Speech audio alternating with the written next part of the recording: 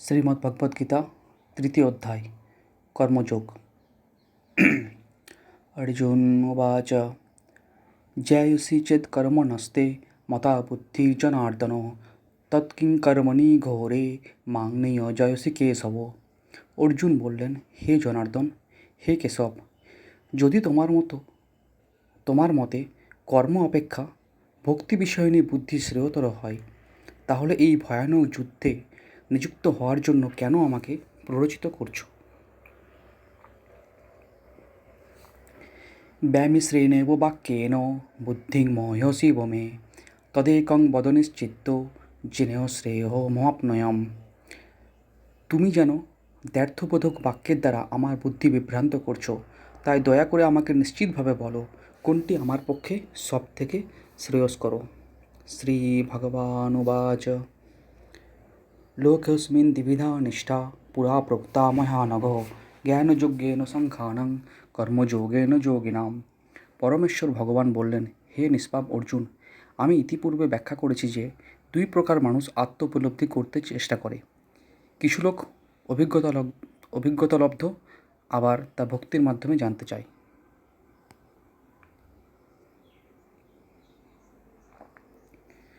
ন কর্মণা মনারম্ভান নিষ্কর্মং পুরুষোষ্ণুতে ন চ সন্ন্যাসনাদেব সিদ্ধিং সমধিগচ্ছতি।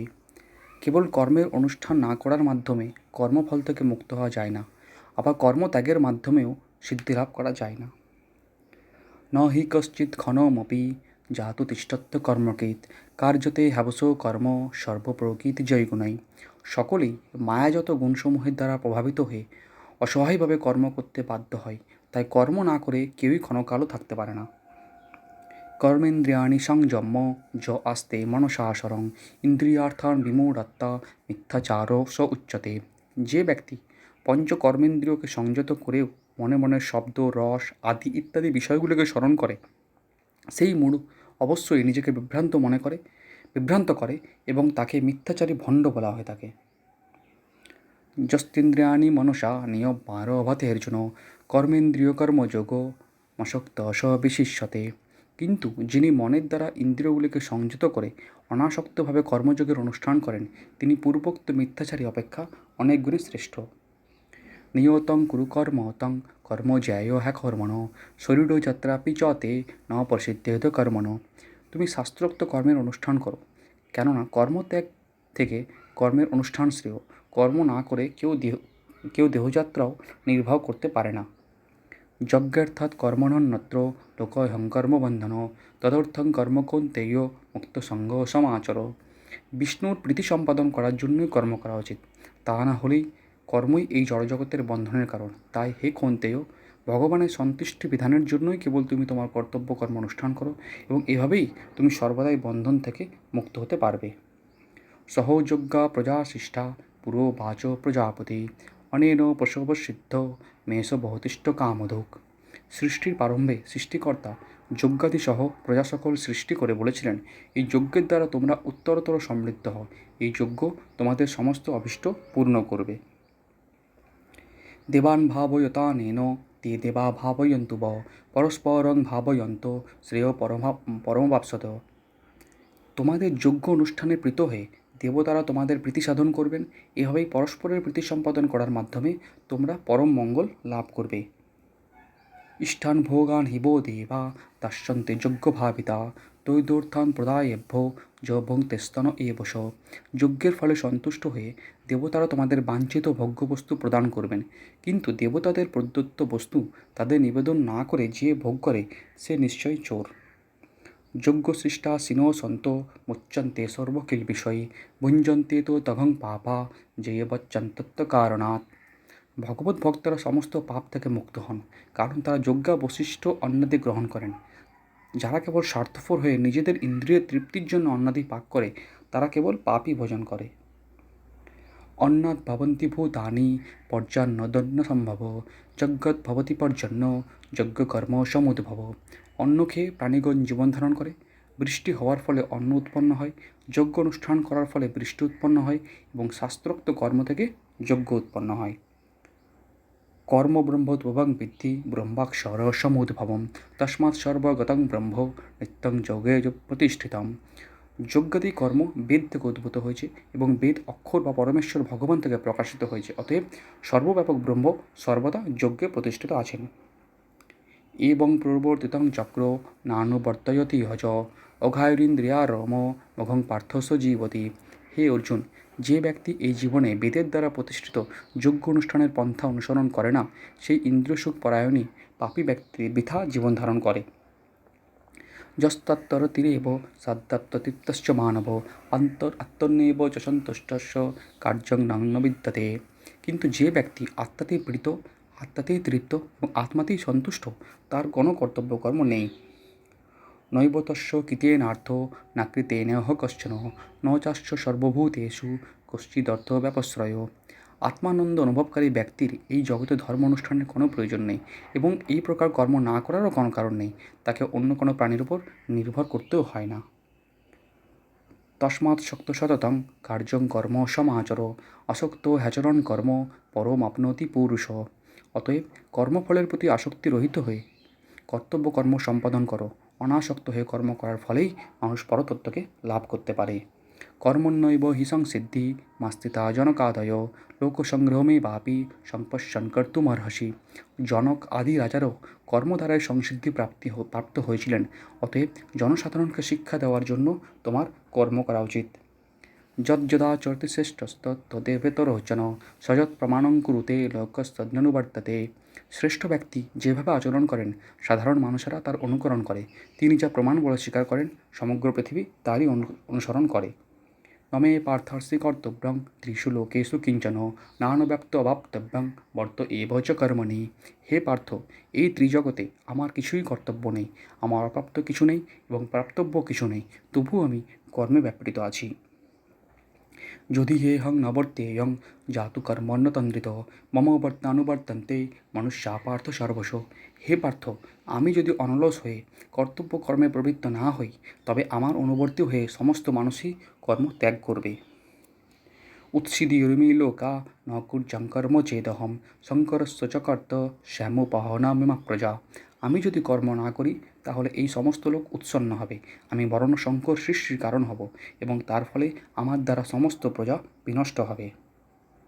শক্তা কর্মণ্য বিদ্যাংশ যথা কুর্বন্তি ভারত কুর্যাৎ বিদ্যাংশ তথা সিক্ত চিকিৎসী লোক সংগ্রহম। হে ভারত, অজ্ঞানীরা যেমন কর্মফলের প্রতি আসক্ত হয়ে তাদের কর্তব্য কর্ম করে, তেমনি জ্ঞানীরা অনাসক্ত হয়ে মানুষকে সঠিক পথে পরিচালিত করার জন্য কর্ম করবেন। ন বুদ্ধিভেদং জনয়েদ জ্ঞানাং কর্মসঙ্গিনাম যশয়েৎ সর্বকর্মাণি বিদ্যান যুক্ত সমাচরণ। জ্ঞানবান ব্যক্তিরা কর্মাসক্ত জ্ঞানহীন ব্যক্তিদের বুদ্ধি বিভ্রান্ত করবেন না, বরং তারা ভক্তিযুক্ত চিত্তে সমস্ত কর্ম অনুষ্ঠান করে জ্ঞানহীন ব্যক্তিদের কর্মে প্রবৃত্ত করবেন। প্রকৃতে ক্রিয়মাণানি গুণৈ কর্মাণি সর্বশ অহংকারা বিমূঢ়াত্মা কর্তা হৈমিতি মন্যতে। অহংকারে মহাচ্ছন্ন জীব জড়া প্রকৃতির ত্রিগুণ দ্বারা ক্রিয়মান সমস্ত কার্যকে স্বীয় কার্য বলে মনে করে আমি কর্তা এইরকম অভিমান করে। তত্ত্ববিত্তু মহাবাহো গুণকর্ম বিভাগয় গুণাগুণেষু বর্তন্ত ইতি মত্তা ন সজ্জতে। হে মহাবাহ, তত্ত্বজ্ঞ ব্যক্তি ভগবদ্মুখী কর্ম ও সকাম কর্মের পার্থক্য ভালোভাবে অবগত হয়ে কখনো ইন্দ্রিয়সুখ ভোগাত্মক কার্যে প্রবৃত্ত হন না। প্রকৃতে গুণসংমূঢ়া সঞ্জন্তে গুণকর্মসু তান কৃষ্ণ বিদো মন্দান কৃষ্ণ ভিন্ন বিচালয়েৎ। জড়া প্রকৃতির গুণের দ্বারা মহাচ্ছন্ন হয়ে অজ্ঞান ব্যক্তিরা জাগতিক কার্যকলাপে প্রবৃত্ত হয়, কিন্তু তাদের কর্ম নিকৃষ্ট হলেও তত্ত্বজ্ঞানী পুরুষেরা সেই মন্দবুদ্ধি অল্পজ্ঞ ব্যক্তিগণকে বিচলিত করেন না। ময়ি শর্মাণি কর্মাণি সংনশ্যদত্ত চেতসা নিরাসীন মম ভূত্বা যুদ্ধস্ব অভিজ্ঞতা চর। অতএব হে অর্জুন, অধ্যাত্ম চেতনা সম্পন্ন হয়ে তোমার সমস্ত কর্ম আমাতে সমর্পণ করে এবং মমতাশূন্য নিষ্কাম ও শোকশূন্য হয়ে তুমি যুদ্ধ করো। যে মতমিদং নিত্যম অনুতিষ্ঠন্তি মানব শ্রদ্ধাবন্তে অনসূয়ন্ত মুচ্যন্তে দেহপি কর্মভি। আমার নির্দেশ অনুসারে যে সমস্ত মানুষ তাদের কর্তব্য কর্ম অনুষ্ঠান করেন এবং যারা শ্রদ্ধাবান ও মাৎসর্য রহিত হয়ে এই উপদেশ অনুসরণ করেন, তারাও কর্মবন্ধন থেকে মুক্ত হন। যে তদধ্যভ্যসূয়ন্ত নানুতিষ্ঠন্তি মে মতম সর্বজ্ঞান বিমূঢ়াংস্তাং বিদ্ধি নষ্টান চেতস। কিন্তু যারা অসূয়াপূর্বক আমার এই উপদেশ পালন করে না, তাদেরকে সমস্ত জ্ঞান থেকে বঞ্চিত, বিমূঢ় এবং পরমার্থ লাভের সকল প্রচেষ্টা থেকে ভ্রষ্ট বলে জানবে। সদৃশং চেষ্টতে সস্যা প্রকৃতে জ্ঞানবানপি প্রকৃতিং জানতি ভূতানি নিগ্রহ কিং করিষ্যতি। জ্ঞানবান ব্যক্তিও তার স্বভাব অনুসারে কার্য করেন, কারণ প্রত্যেকেই ত্রিগুণ জাতীয় তার সেই স্বীয় স্বভাবকে অনুগমন করেন। সুতরাং নিগ্রহ করে কী লাভ হবে? ইন্দ্রিয়েন্দ্রিয়ার্থার্থে রাগদেশো ব্যবস্থিত তৈর্ন বশমাগচ্ছেদ তো হাস্য পরিপন্থন। সমস্ত জীবই ইন্দ্রিয় কার্য বস্তুতে আসক্তি অথবা বিরক্ত অনুভব করে, কিন্তু এভাবে ইন্দ্রিয় ও ইন্দ্রিয়ের বিষয়ে বশীভূত হওয়া উচিত নয়, কারণ তা পারমার্থিক প্রগতির পক্ষে প্রতিবন্ধক। শ্রেয়ান স্বধর্ম বিঘ্ন পরো ধর্মাৎসনুষ্ঠিতাৎ স্বধর্মে নিধনং শ্রেয় পরো ধর্ম ভয়াবহ। স্বধর্মের অনুষ্ঠান দোষযুক্ত হলেও উত্তমরূপে অনুষ্ঠিত পরধর্ম থেকে উৎকৃষ্ট। স্বধর্ম সাধনে যদি মৃত্যু হয় তাও মঙ্গলজনক, কিন্তু অন্যের ধর্ম অনুষ্ঠান করা বিপজ্জনক। অর্জুন উবাচ অথো কেন প্রযুক্ত হয়ং পাপং চরতি পুরুষ অনিচ্ছনপি বার্ষ্ণেয় বলাদপি নিয়োজিত। অর্জুন বললেন, হে বার্ষ্ণেয়, মানুষ কার দ্বারা চালিত হয়ে অনিচ্ছা সত্ত্বেও যেন বলপূর্বক নিয়োজিত হয়ে পাপাচরণে প্রবৃত্ত হয়। শ্রী ভগবানুবাচ কাময়েষো ক্রোধো এষো রজোগুণো সমুদ্ভব মহাশন মহাপাপমা বিদ্যেনমিহ ময়ূরিণাম।